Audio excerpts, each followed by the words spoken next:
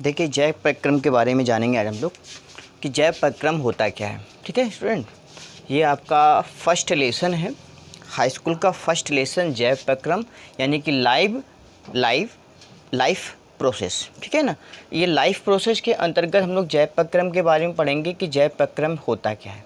सबसे पहली बात ये जान लीजिए, डेफिनेशन जान लीजिए कि जैव प्रक्रम की क्या होता है, उसकी परिभाषा जानें।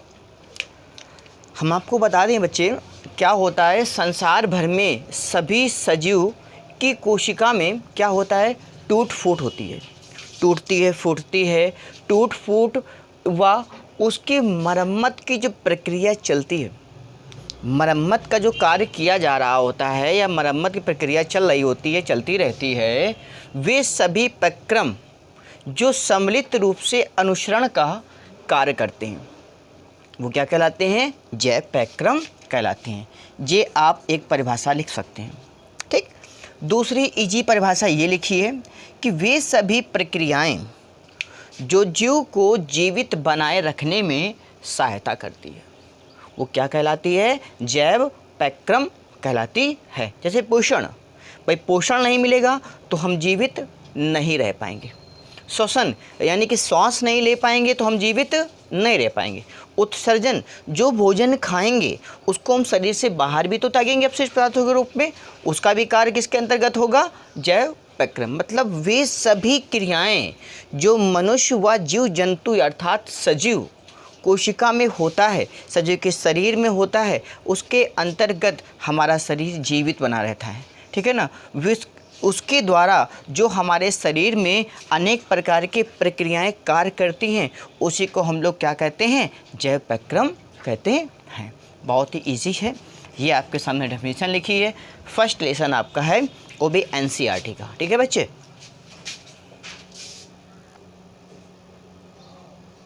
देखिए बच्चों, अब हम लोग जान लेते हैं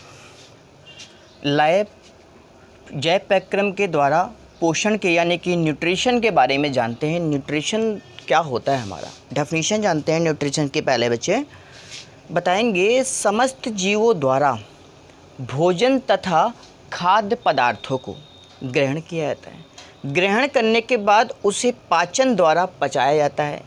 पाचन से जो पोषक तत्वों को ग्रहण करने की जो क्रिया होती है वो क्या कहलाती है, पोषण कहलाती है। क्या कहलाती है, पोषण कहलाती है। फिर से जान लीजिए, जीवों द्वारा भोजन तथा खाद्य पदार्थों को पाचन से पोषण, भाई जो खाद्य पदार्थ आपने खाया है उसको डाइजेस्ट किया है, डाइजेस्ट करने के फलस्वरूप उससे पोषक तत्वों को आपने क्या किया है, ग्रहण कर लिया है। आपने नहीं बल्कि आपके शरीर ने, बॉडी ने पोषक तत्वों को क्या किया है, ग्रहण कर लिया है। यही ग्रहण करने की जो क्रिया है वो क्या कहलाती है, पोषण कहलाती है। ठीक, और भी सरल लिखना है डेफिनेशन तो ये इजी देख लीजिए यहाँ पर। संसार में समस्त जो जीवधारी हैं, संसार में आप जानते हैं संसार में समस्त जीवधारी अपने जैविक क्रियाओं को, अपने शरीर की जैविक क्रियाओं को सुचारू रूप से चलाने के लिए, अपने शरीर की जैविक क्रियाओं को सुचारू रूप से चलाने के लिए क्या ज़रूरत होती है, उनको ऊर्जा की आवश्यकता होती है। ऊर्जा, भाई ताकत चाहिए तभी चला पाएंगे हम, ऊर्जा की आवश्यकता होती है। और ऊर्जा हमें किससे मिलती है, भोज्य पदार्थों से मिलती है। किससे मिलती है, भोज्य पदार्थों से मिलती है।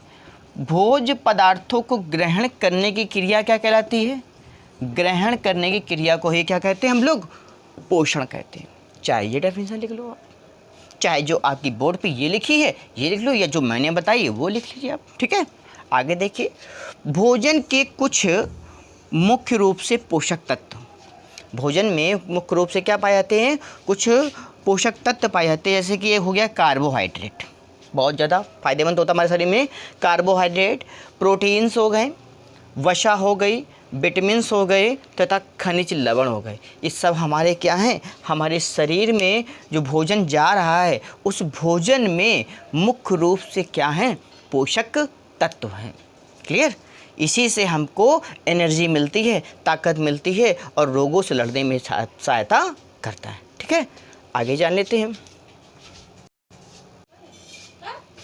आइए स्टूडेंट शुरू करते हैं हम लोग। नया टॉपिक है आपका स्ट्रक्चर ऑफ स्टोमेटा। ठीक है, स्ट्रक्चर ऑफ स्टोमेटा के अंतर्गत आप लोग पढ़ेंगे, यानी कि हम सबसे पहले ये जानें कि स्टोमेटा होता कहाँ पर है। तो हम आपको बता दें बच्चे कि स्टोमेटा जो होता है वो लीव्स यानी कि पत्तियों में बहुत ही सूक्ष्म छिद्रों के रूप में पाया जाता है। ठीक है, बहुत ही सूक्ष्म क्या होता है, छिद्रों के रूप में पाया जाता है। हेडिंग आपके सामने ऊपर पड़ी है स्ट्रक्चर ऑफ स्टोमेटा, यानी पत्ती की अगर हम आंतरिक संरचना भी देखेंगे तो हमें स्ट्रक्चर स्टोमेटा का दिखाई देने लगेगा। ठीक है, तो आपके सामने कि मैंने एक स्ट्रक्चर बना दिया है, बहुत ही इजी है बनाना। ठीक है, सबसे पहले दो आप ऐसे करके वृत्ताकार के रूप में सर्किल बनाएंगे, उस सर्किल में दो केंद्रक ऐसे बना देंगे, चारों ओर एक छोटे छोटे भित्ति बना देंगे। इस प्रकार से आपको बनाना है। एक लीव्स यानी कि एक पत्ती यहाँ पर आपको दिखाई मैंने, पत्ती इसलिए दिखाई है कि जो सूक्ष्म छिद्र देख रहे हो इसको बोलते हैं हम लोग स्टोमेटा। क्या बोलते हैं स्टूडेंट, स्टोमेटा, यानी कि रंध्र। रंध्र जो होते हैं वो पौधों के ऊपरी सतह, यानी कि पौधों की जो पत्ती है, पत्तियों के ऊपरी सतह और निचली सतहों पर पाया जाता है। ठीक, ऊपरी सतह हो या नीचे, क्योंकि आप जानते हैं पत्ती की दोनों सतहों पर एपिडर्मिस होती है। क्या होती है स्टूडेंट, एपिडर्मिस एक लेयर होती है जिस पे बहुत ढेर सारे असंख्य छोटे छोटे क्या पाए जाते हैं, छिद्र पाए जाते हैं, और इन छिद्रों को हम लोग क्या कहते हैं, रंध्र या स्टोमेटा कहते हैं। ठीक, रंध्र या स्टोमेटा कहते हैं। स्टोमेटा की संरचना में हम देखेंगे कि स्टोमेटा की संरचना प्रायः दो सेम के बीच के आकार की होती है। सेम का बीच देखा होगा आप लोगों ने, तो दो सेम के बीच के आकार की रचना जो होती है वो स्टोमेटा कहलाती है। देख रहे हैं आप, पत्तियों का सिंबल बना के मैंने इसे बताया है कि दो सेम के बीच की आकार की रचना जो देख रहे हैं अंदर वाली, इस अंदर वाली रचना को हम सेम के बीच की आकार कह रहे हैं। इसी रचना को हम लोग कहते हैं रक्षक कोशिका। बच्चे ध्यान दीजिएगा, बहुत ही इम्पोर्टेंट, कि स्टोमेटा जो होता है प्रायः दो रक्षक कोशिकाओं से मिलकर बना होता है। स्टोमेटा प्रायः क्या होता है, दो रक्षक कोशिकाओं से मिलकर बना होता है, और इसकी आकृति प्रायः सेम के बीच के आकार की दिखाई देती है।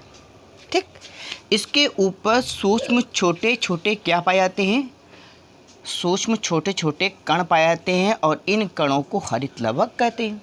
हरित लवक मतलब क्लोरोफिल।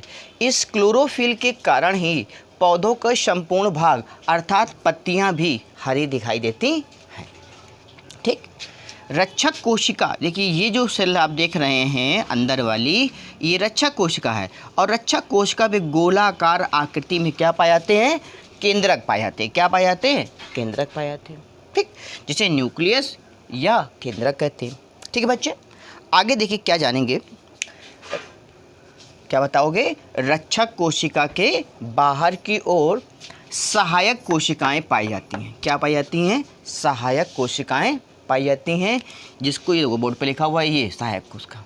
रक्षक कोशिका के बाहर की ओर सहायक कोशिका पाई जाती हैं। सहायक कोशिका रक्षक कोशिका की क्या करती है, रक्षा करती है। क्लियर, सहायक कोशिका रक्षक कोशिका क्या करती है, रक्षा करती है।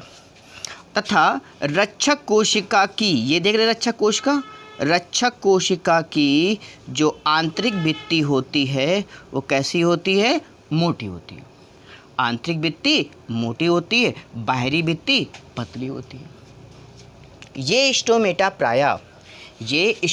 प्रायः रात के समय क्या होता है, ये बंद हो जाते हैं, यानी कि रात्रि के समय ये बंद हो जाते हैं, लेकिन सुबह के समय ये क्या हो जाते हैं, खुल जाते हैं। यानी हम कह सकते हैं सूर्य के प्रकाश के उपस्थिति में स्टोमेटा खुल जाते हैं, और सूर्य की अनुपस्थिति में स्टोमेटा क्या हो जाते हैं, बंद हो जाते हैं।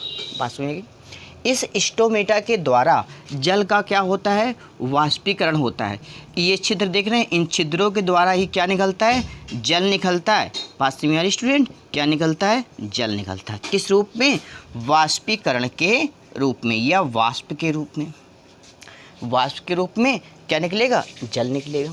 ठीक है, यानी हम कह सकते हैं स्टोमेटा जो पौधों की पत्तियों में पाया जाता है, उसके द्वारा अधिकांशतः जो जल होता है वो पौधों के तने और पत्तियों के भाग से बाहर निकल जाता है। बहुत ही ज़्यादा इम्पोर्टेंट है ये आपका।